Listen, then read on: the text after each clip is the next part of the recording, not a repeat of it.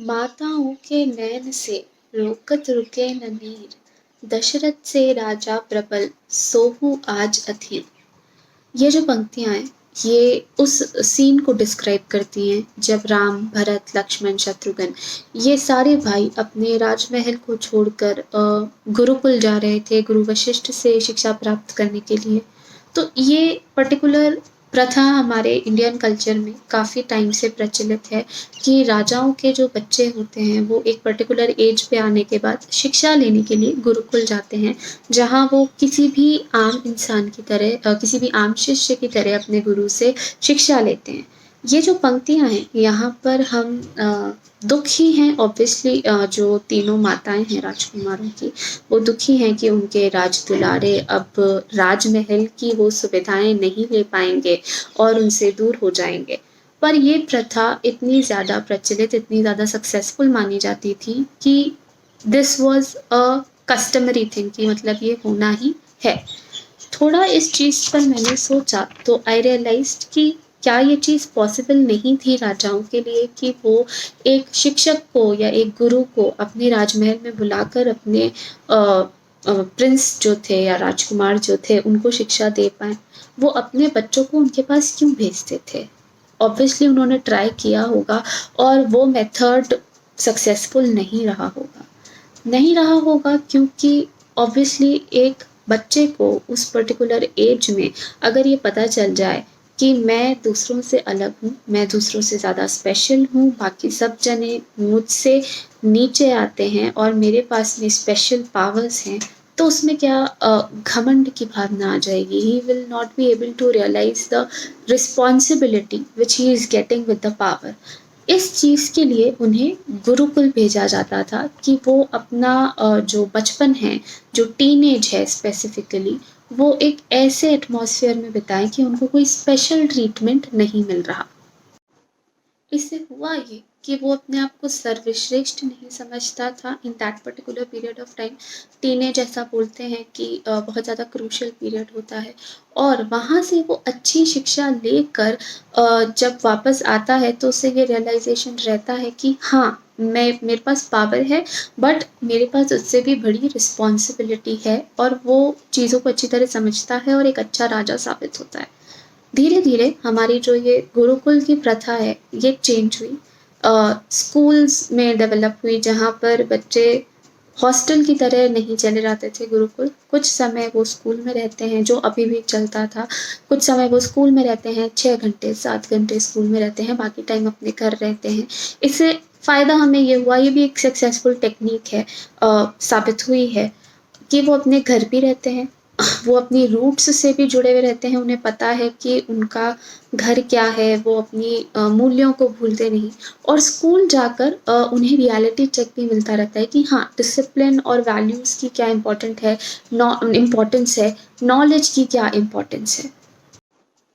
अच्छा, अभी पिछले 1 डेढ़ साल से कोविड की वजह से बच्चे स्कूल नहीं जा पा रहे, उतनी एक्टिविटीज़ नहीं हो रही हैं, बीच में अगर गए भी हैं 10-15 दिन के लिए या इस तरीके से, वो एटमॉस्फेयर नहीं बन पा रहा। अब ऑनलाइन क्लासेस स्टार्ट हुई हैं, now parents have started thinking कि ठीक है, शिक्षा लेने ही तो स्कूल जाते थे, तो वो शिक्षा हम ऑनलाइन उन्हें दे देते हैं। पर हम ये चीज़ रियलाइज़ नहीं कर रहे हैं कि स्कूल में केवल क्लासेस नहीं होती थी, केवल सब्जेक्ट टीचिंग नहीं होती थी, एक साइड बाय साइड एक और तरीके की टीचिंग चलती थी, मॉरल्स की, वैल्यूज़ की, रियलिटी की। और उस पर्टिकुलर चीज़ में बच्चा जो है वो ओवरऑल ग्रूम होता था। जैसे बच्चा जब घर पर है तो पेरेंट्स हैं उनके, एक बच्चा है या 2 बच्चे हैं, काफ़ी ज़्यादा अटेंशन अपने पेरेंट्स का उसे मिलता है। लेकिन जब वो अपने स्कूल जाता है तो एक टीचर के पास में 40 बच्चे होते हैं, वो अनडिवाइडेड अटेंशन उसे वहाँ नहीं मिलता। He has to work for it. वो हर नए साल उसकी एक नई क्लास टीचर बनती है, वो उसको ज़ीरो से स्टार्ट करता है, उसे अब इम्प्रेस करना या उसका अटेंशन पाने की कोशिश करना। अलग-अलग कॉम्पिटिशन्स होते हैं जिसमें वो फाइट करता है, कभी जीतता है, कभी हारता है। अलग-अलग तरीके के ह्यूमन इमोशंस के साथ डील करता है कि yes, these are all emotions, and धीरे-धीरे उनको ग्रो करता है एक अच्छे आउटपुट के लिए। All these things happen inside school. कभी-कभी उसे ऐसी चीज़ें करनी पड़ती हैं जो वो नहीं करना चाहता। मान लो कोई बच्चा है, वो बहुत ज़्यादा फ़िज़िकल एजुकेशन या गेम्स में नहीं है, लेकिन फिर भी उसे ज़बरदस्ती इंडल्ज किया जाता है इन एक्टिविटीज़ में, या असेंबली में बोलने की बात हुई, किसी बच्चे को स्टेज फ़ियर है, पर फिर भी उसे बोला गया है that you have to speak, तो उसे बोलना पड़ता है। कोई पर्टिकुलर सब्जेक्ट है जो उसे नहीं पसंद, या कभी-कभी कोई टीचर उसे नहीं पसंद, लेकिन वो उसकी क्लास को बंक नहीं कर सकता, he has to attend it. मतलब दिन भर में ऐसी बहुत सी चीज़ें होती हैं जो उसे नहीं पसंद हैं, फिर भी उसे वो सब चीज़ें जो हैं वो करनी पड़ती हैं। इस चीज़ से वो लाइफ में एडजस्टमेंट सीखता है, अनकॉन्शियसली वो सीखता चला जा मतलब सॉरी सबकॉन्शियसली या अनकॉन्शियसली वो सीखता चला जा रहा है इन सब चीज़ों को, कि उसे लाइफ में एडजस्ट करना पड़ेगा, उसे लाइफ में बहुत सारे इमोशंस के साथ डील करना पड़ेगा। कोई कॉम्पिटिशन है जिसमें वो जीत सकता था बट उसका फ्रेंड जीत गया है, now he has mixed emotions कि yes I like my friend but I wanted to get this thing whatever it was. मतलब बहुत सारी चीज़ों के बारे में उसे वहाँ जाके पता चलता है। घर का जो एक संकुचित माहौल है, जो एक कन्फाइंड, एक कंज़र्वेटिव सा माहौल बना रखा है, वो चेंज होता है। वो वहाँ पे जाके अपनी खुद की आइडेंटिटी बनाता है। उसे पता है कि यहाँ मैं किसी का भाई नहीं हूँ, किसी का बेटा नहीं हूँ, it is just me. And he does whatever it takes to make the environment, make his own environment a better place. कभी वो एक टीचर प्लीजर बनता है, कभी टीचर उसे बोलती है take my books and go to the staff room, rub the board. इस तरीके की छोटी छोटी चीज़ें उससे करवाई भी जाती हैं स्कूल में। इन सब चीज़ों से उसे ये रियलाइज़ होता है कि yes, life is not a very easy thing. आपको धीरे धीरे चीज़ें जो हैं दूसरों के लिए करनी भी पड़ेंगी। कोई आपसे ऊपर वाली स्टेज पर है तो you sometimes have to please him. कभी आपको किसी पोस्ट पे पहुँचना है तो आपको उसके लिए मेहनत करनी पड़ेगी। फिर वही बच्चा जब घर जाता है तो उस बच्चे को रिलैक्स्ड फील होता है कि yes this is my place, mummy मेरी सब बात मानती है, I am the king of this area. लेकिन फिर जब वो फिर से सुबह स्कूल जाता है तो everything gets back to normal. तो जो इमोशनल स्टेट है बच्चे की, आई थिंक कि वो इससे स्टेबल रहती है, it is stabilised up to some point. अब क्या हो रहा है, अब बच्चा स्कूल नहीं जा रहा, ये सब चीज़ें उसे नहीं फ़ील हो रही, उसे किसी तरीके का कॉम्पिटिशन नहीं मिल रहा, उसे किसी तरीके के इमोशंस नहीं आ रहे, उसको किसी को प्लीज़ नहीं करना है, उसको कोई जना उसे कोई काम नहीं बता रहा है। Now when I got to know about certain students, उनका जो रूटीन है वो बहुत ही बेकार हो गया है। अब पेरेंट्स भी एक डिलेमा में हैं, बच्चा कहीं खेलने नहीं जा पा रहा, कुछ कर नहीं रहा, तो एटलीस्ट घर पे जो कर रहा है वो तो इसे करने दे। इससे क्या हुआ, बच्चे ने अपने हिसाब से रूटीन बना दिया। सुबह लेट उठ रहा है, फ़ोन चला रहा है, ऑनलाइन क्लास है तो क्लास अटेंड कर रहा है, सीरीज़ देख रहा है, घर पे कोई गेम है, मान लो टीटी टेबल रखा है, बैडमिंटन खेलता है, जो भी गेम खेलता है, जो बोल रहा है वो इसके लिए बन रहा है, एंड एवरीथिंग इज़ जो भी उसे करना है वो वही कर रहा है। जो सब्जेक्ट उसे पसंद नहीं है, जो टीचर उसे पसंद नहीं है, वो उसको म्यूट करके उसका लेक्चर सुन रहा है। मतलब माय पॉइंट इज़, जहाँ पे मैं पहुँचना चाह रही हूँ, कि उसके पूरे रूटीन में एक भी ऐसा काम नहीं है जो वो नहीं करना चाहता और उसे करना पड़ रहा हो।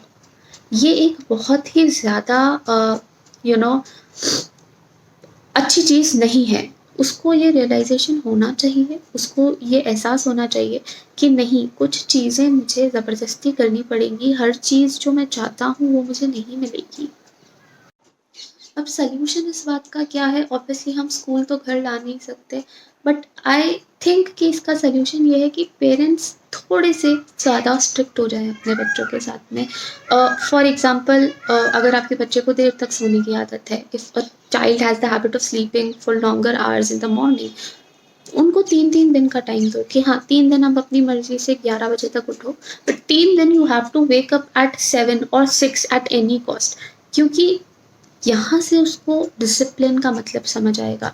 ऐसा कुछ सुबह उठ के वो ऐसा नहीं है कि वो नहीं उठेगा तो सूरज नहीं उगेगा, बट ये एक तरीके का डिसिप्लिन लाता है आपकी लाइफ में। धीरे-धीरे शुरुआत कीजिए, 3 दिन उठाइए, 3 दिन उसको बोलिए चलो 3 दिन आपकी इच्छा से, ताकि उसको भी लगे कि हाँ, these 3 days I have this luxury. पर उसको ये पता होना चाहिए कि देर तक सोना एक लग्ज़री है। उसने उसे अपने रूटीन का हिस्सा बना लिया है, and that is very, very wrong. दूसरी चीज़, उसको कुछ तो टास्क दो, मतलब उसको रोज़ दिन में एक ऐसा छोटा-सा ही सही, पर एक ऐसा काम कराओ जो उसे नहीं पसंद, जो वो अपने रूटीन में नहीं चाहता, पर वो काम आपने उसे दे रखा है। अगर उसने कोई गलती की है, उसको पनिशमेंट दो, उसको बोलो शाम के डिशेज़ आप मांजोगे। For a teenager I am talking. कोई बड़ी बात नहीं है बर्तन मांजना। अगर वो कोई गलती कर रहा है, किसी से बदतमीज़ी कर रहा है, क्योंकि बच्चे फ्रस्ट्रेट हो रहे हैं घर पे, वो बाहर नहीं जा पा रहे, उनका गुस्सा निकल रहा है घर पे, पर आपको ये उन्हें बताना पड़ेगा कि ये डिफ़ॉल्ट मोड नहीं हो सकता उनका। आप उन्हें पनिश करो। 7-8 बर्तन ही सही, उनसे कुछ तो करवाओ, घर का छोटा-मोटा काम करवाओ, उनको बोलो अपना बिस्तर खुद बनाएँ। हम अगर ऐसा नहीं करेंगे, बच्चे अपने आप को राजा समझने लग जाएँगे कि जो भी मैं बोल रहा हूँ, वो सब हो रहा है। अलग-अलग चीज़ें करवा सकते हैं, आप उससे सूर्य नमस्कार करवा सकते हैं कि you have not done this thing right. For example अगर आपने 3 दिन उसको बोला कि आपको सुबह जल्दी उठना है और वो नहीं उठा, उठते ही उससे 6 बार सूर्य नमस्कार करवाइए, उसको पनिश कीजिए। पनिशमेंट इस तरीके का भी नहीं दे रहे हैं हम उसके बेनिफिट के लिए ही ये सब कर रहे हैं। इसमें कुछ गलत नहीं है, but you have to take a stand. आपको आपके आस-पास हो रहे चेंजेस के हिसाब से चेंज होना पड़ेगा। अब टीचर नहीं आएगा वहाँ से उसको पनिश करने, उसको ये समझाने या उसको इम्पोज़िशंस देने या उसको गेम्स के पीरियड से बैन करके क्रंचेस करवाने कि आपको पनिश कर रहे हैं हम, आप आज गेम्स पीरियड में नहीं जाएँगे और फिज़िकल एक्टिविटी के नाम पे आप क्रंचेस करेंगे। ये सब चीज़ें जो हैं वो अब टीचर नहीं आ सकता घर पे करने के लिए, आपको करनी पड़ेंगी। Change with the changes which are happening around you. And of course एक पेरेंट्स से ज़्यादा बेहतर अपने बच्चे को कोई नहीं समझता। एक पेरेंट्स से ज़्यादा अच्छी तरह कोई नहीं समझता कि उसके बच्चे के लिए क्या सही है, क्या गलत। So do your best, these were my suggestions and stay safe and stay at home.